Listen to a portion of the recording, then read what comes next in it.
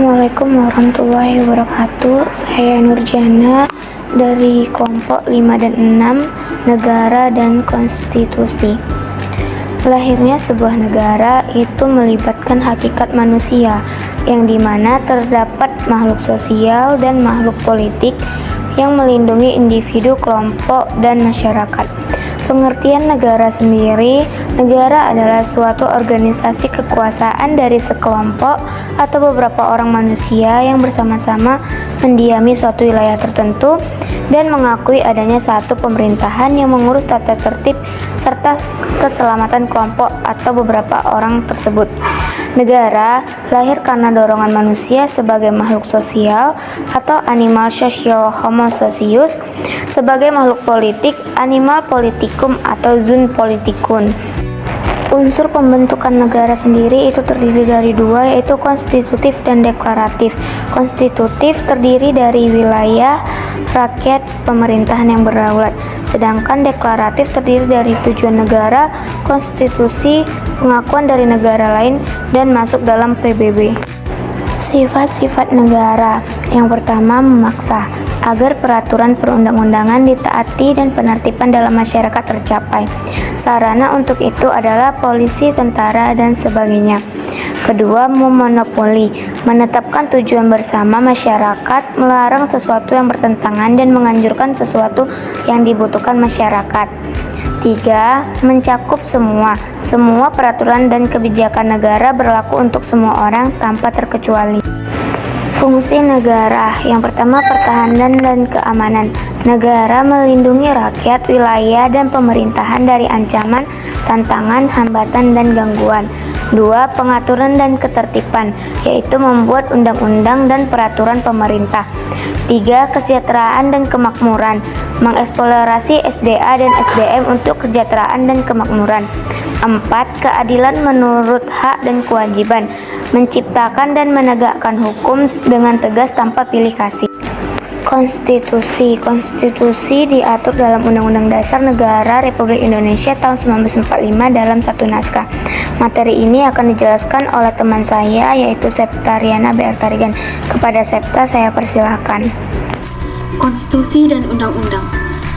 Istilah konstitusi, constitution atau bahasa Inggris, konstitusi atau dalam bahasa Belanda, konstitusional atau bahasa Prancis, Verfassung atau bahasa Jerman, Constitutio atau bahasa Latin, Fundamental Laws atau Amerika Serikat. Undang-undang dasar atau bahasa Belanda Grondwet. Perkataan wet diterjemahkan menjadi undang-undang dan grond berarti tanah atau dasar. Istilah undang-undang atau grondwet adalah bagian tertulis dari suatu konstitusi, sedangkan constitution atau konstitusi memuat baik peraturan tertulis maupun yang tidak tertulis atau menurut L. Z. van Apeldoorn.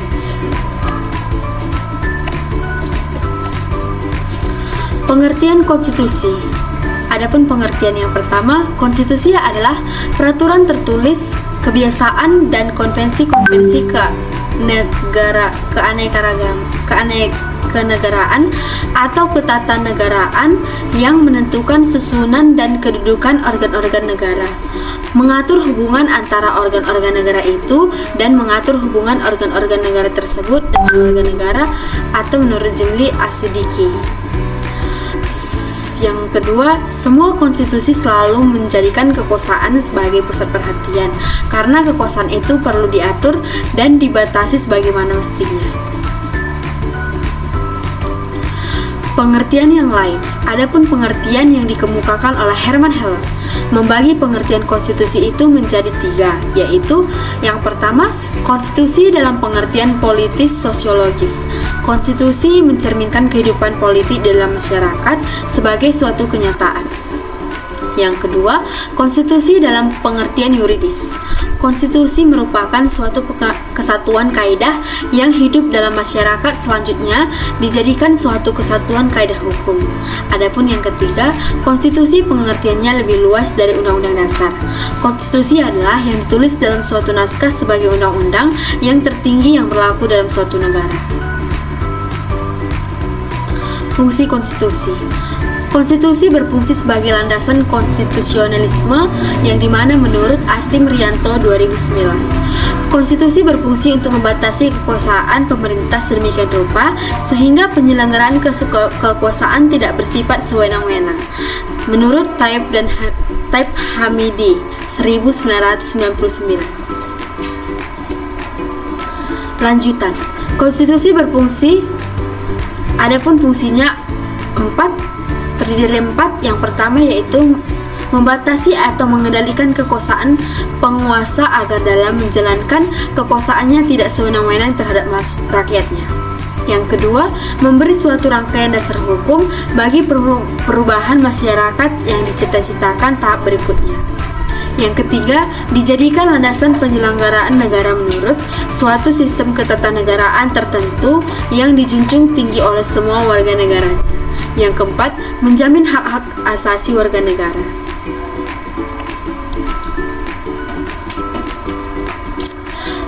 Seorang ahli konstitusi berkebangsaan Jepang Naoki Kobayashi mengemukakan bahwa Undang-Undang Dasar membatasi dan mengendalikan kekuasaan politik untuk menjamin hak-hak rakyat. Melalui fungsi ini, Undang-Undang Dasar dapat memberi sumbangan kepada perkembangan dan pembinaan tatanan politik yang demokratis yang dikemukakan oleh Rianto 2009. Lord Action mengungkapkan bahwa power tends to curb and absolute power curbs absolutely. Inilah alasannya mengapa diperlukan konstitusi dalam kehidupan berbangsa negara Indonesia, yakni untuk membatasi kekuasaan pemerintahan agar tidak memerintah dengan sewenang-wenangnya. Oke, kita masuk ke konstitusi NKRI. Latar belakang perlunya konstitusi dalam membentuk dasar hukum. Yang pertama itu menjadi fondasi bagi negara dan pemerintahan, di mana konstitusi di sini berfungsi sebagai landasan hukum tertinggi yang mengatur struktur, fungsi, dan wewenang dari berbagai lembaga negara serta hubungan antara lembaga tersebut. Tanpa konstitusi, di sini tidak ada pedoman yang jelas bagaimana negara harus dijalankan dan bagaimana kekuasaan dapat dibagi dan dijalankan. Yang kedua yaitu penjamin kedaulatan rakyat. Konstitusi menjadi sarana utama untuk menegaskan bahwa kedaulatan rakyat berada di tangan rakyat. Melalui konstitusi ini, prinsip-prinsip demokrasi dapat dijamin dan dilaksanakan, termasuk hak warga negara untuk memilih pemimpinnya dan berpartisipasi dalam proses pengambilan keputusan politik. Yang ketiga yaitu sebagai pelindung hak asasi manusia. Konstitusi memuat jaminan terhadap hak asasi manusia dan kebebasan dasar setiap individu. Dengan adanya konstitusi, hak-hak ini diakui, dihormati, dan dilindungi oleh negara. Hal ini penting untuk mencegah penyalahgunaan kekuasaan oleh pihak pemerintahan atau kelompok mayoritas. Serta masih banyak lagi latar belakang yang perlu dalam konstitusi untuk membentuk dasar hukum. Indonesia sendiri sudah mengalami beberapa perubahan konstitusi. Yang pertama yaitu Undang-Undang Dasar 1945. Undang-undang ini merupakan konstitusi pertama Indonesia yang disahkan setelah proklamasi kemerdekaan pada 18 Agustus 1945 berlaku hingga 27 Desember 1949. Yang kedua yaitu konstitusi Rus, di mana setelah pengakuan kedaulatan oleh Belanda, Indonesia berubah menjadi Republik Indonesia Serikat atau RIS dengan konstitusi baru. Di sini, konstitusi ini hanya berlaku selama 1 tahun, yaitu sejak 27 Desember 1949 sampai 17 Agustus 1950. Yang ketiga yaitu Undang-Undang Dasar Sementara 1950. Undang-Undang Dasar Sementara 1950 ini diadopsi setelah pembubaran RIS dan kembalinya Indonesia menjadi negara kesatuan. Undang-undang ini berlaku sejak 17 Agustus 1950 hingga 5 Juli 1959. Terakhir yaitu Undang-Undang Dasar 1945.